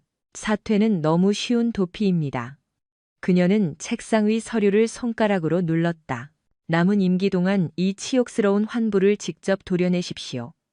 제 식구 감싸기가 아니라 뼈를 깎는 고통을 감내하며 비리 관련자 전원을 법의 심판대에 세우십시오. 그리고 육사단을 포함한 전방부대 병사들의 처우를 획기적으로 개선하십시오. 강지원의 눈빛이 형형하게 빛났다. 약속하신다면 이 리스트는 무덤까지 제가 안고 가겠습니다.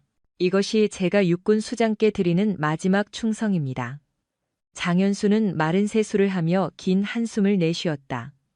부끄러움이 파도처럼 밀려왔다. 사성 장군인 자신이 삼성 장군인 후배에게 군인의 명예가 무엇인지 배우고 있었다. 자네가 나보다 낫군. 장현수가 안경을 고쳤으며 말했다. 목소리에는 다시금 힘이 실려 있었다. 알겠네. 내 군 생활의 마지막 명예를 걸고 약속하지. 썩은 살을 전부 도려내고 다시는 이런 일이 없도록 하겠네. 그리고 자네에 대한 징계는 없을 거야. 감사합니다. 승진, 강지원이 절도 있게 경례를 올리고 집무실을 나섰다. 닫힌 문을 바라보던 장현수는 인터폰을 거칠게 낚아챘다. 감찰실장, 법무실장 전원 집합시켜 지금 당장. 폭풍은 지나갔고 이제는 무너진 성벽을 다시 쌓을 시간이었다. 계절은 거짓말처럼 바뀌었다. 살을 애던 철원의 칼바람이 잦아들고 한탄강 얼음장 밑으로 생동하는 봄물이 흐르기 시작했다. 육사단은 더 이상 예전의 최동욱 사단이 아니었다. 부패의 온상이었던 자리는 유능하고 청렴한 지휘관들로 채워졌다. 보여주기식 훈련 대신 실전적이고 강도 높은 훈련이 연병장을 달궜고 병영 식당에서는 맵기 윤기 흐르는 쌀밥과 고기 반찬 냄새가 진동했다. 생활관의 온기는 병사들의 얼어붙은 마음까지 녹였다. 3월의 어느 화창한 날, 강지원 중장은 예고 없이 최전방 지피를 찾았다. 수행원도 없이 낡은 지프차 한 대만을 대동한 채였다. 승진 5군 단장님 방문을 환영합니다. 초 소장이 헐레벌떡 뛰어나왔지만 강지원은 손사래를 쳤다. 쉬어. 근무에 방해되지 않게 조용히 보고 갈 테니까. 그녀는 초소 곳곳을 살폈다. 총기 수입 상태는 완벽했고 병사들의 눈빛은 살아있었다. 전망대로 향한 그녀의 시선이 한 병사의 등에서 멈췄다. 낯익은 그러나 훨씬 단단해진 뒷모습이었다. 유상병. 병사가 깜짝 놀라 뒤를 돌았다. 충성. 상병 유건우. 그는 일장 도입부 최동욱의 무리한 도하 작전 때 발목이 으스러졌던 그 병사였다. 어느새 건강을 되찾아 최전방을 지키는 늠름한 호랑이가 되어 있었다. 발목은 이제 뛸 만한가? 강지원의 물음에 유상병이 씩씩하게 대답했다. 예, 군단장님 덕분에 국군 수도병원에서 완벽하게 고쳤습니다. 지금은 산악후보도 1등입니다. 유상병의 눈시울이 붉어졌다. 그날 진흙탕 속에서 자신을 업고 뛰던 군단장의 거친 숨소리를 그는 평생 잊지 못할 것이다. 다행이군. 자네 같은 녀석들이 버티고 있어주니 내가 발 뻗고 잔다. 강지원이 유상병의 어깨를 꽉 쥐어주었다. 군단장님, 정말 감사합니다. 저희를 포기하지 않아주셔서. 유상병의 떨리는 목소리는 단순한 감사가 아니었다. 그것은 군인으로서의 존엄을 되찾게 해준 것에 대한 경의였다. 강지원은 엷은 미소를 지으며 시선을 북쪽으로 돌렸다. 고마워할 것 없다. 지휘관이 부하를 지키는 건 숨쉬는 것만큼이나 당연한 일이니까. 비무장지대의 수풀이 바람에 일렁였다. 평화로워 보이지만 언제든 포성이 울릴 수 있는 곳. 그렇기에 그들은 깨어 있어야 했다. 순시를 마치고 내려오는 길. 핸들을 잡은 문대령이 백미러로 눈치를 살폈다. 군단장님, 뉴스 보셨습니까? 최동욱 전 소장 징역 7년, 염동균 소장은 10년이 확정됐답니다. 청주회 라인은 뿌리까지 뽑혔고요. 죗값을 치르는군. 강지원은 창밖을 보며 무심하게 답했다. 이미 지나간 일이었다. 그리고 청와대 쪽에서 연락이 계속 옵니다. 국방비서관 자리는 물론이고 여당에서는 다음 총선 비례대표 1번을 제안했다는 소문도 파다합니다. 문대령의 목소리에 기대감이 섞여 있었다. 이번 사태로 국민 영웅이 된 강지원이라면 정계 진출은 따놓은 당상이었다. 꽃길이 눈앞에 있었다. 강지원은 피식 웃으며 차창을 내렸다. 봄바람과 함께 흙내음이 훅 끼쳐 들어왔다. 문대령, 예, 군단장님.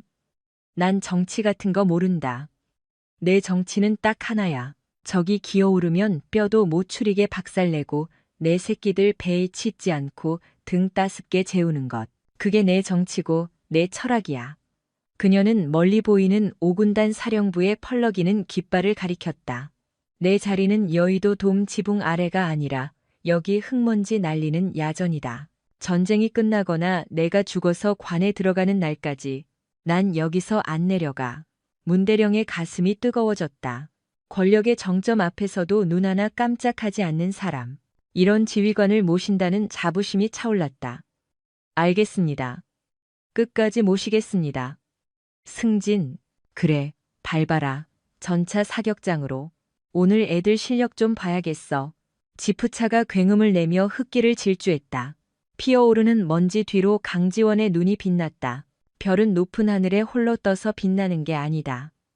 가장 낮고 어두운 곳을 비출 때 비로소 별은 그 가치를 증명한다. 그녀의 어깨 위 계급장이 봄햇살을 받아 찬란하게 번쩍였다. 그것은 권력이 아니라 그녀가 짊어지기로 한 기꺼운 책임의 무게였다. 진짜 군인 강지원의 이야기는 이제부터가 시작이었다. 승진.